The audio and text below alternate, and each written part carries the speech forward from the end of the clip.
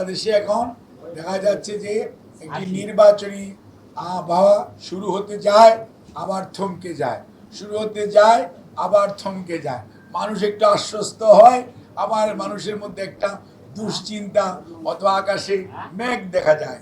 আমরা সুস্পষ্ট ভাষায় বলতে চাই, আকাশে যত ঝড় তুফান মেঘ বৃষ্টি বাদল থাকুক না কেন, বাংলাদেশের মানুষ গণতন্ত্রের জন্য ভোটাধিকার প্রয়োগ করার জন্য উন্মুখ হয়ে আছে।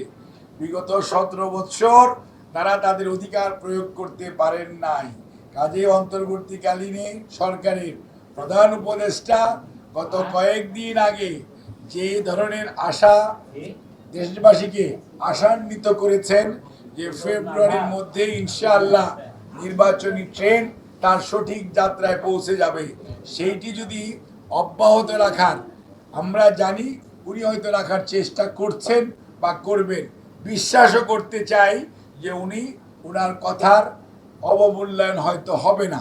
কাজেই দুর্মুখেরা যারা বিভিন্ন কথা ছড়ায় তারা সুযোগ সন্ধানী মানুষ, কেউ কেউ স্বৈরাচারের দোষরও আছে। কাজেই সব ষড়যন্ত্রের বেড়াজাল ছিন্ন করে ইনশাআল্লাহ আগামী দিনে মানুষের এই অধিকার হারা মানুষগুলো দ্রুততম সময়ে তাদের অধিকার ফেরত পাবে, এই ব্যবস্থা নিশ্চয়ই অন্তর্বর্তীকালীন সরকার করবে।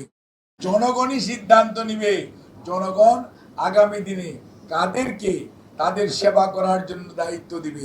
কোনো অবস্থাতেই জনগণের সিদ্ধান্ত আপনারা নিজেরা নিয়ে ফেলার চেষ্টা, নিজে নিজে নেওয়ার চেষ্টা করবেন না।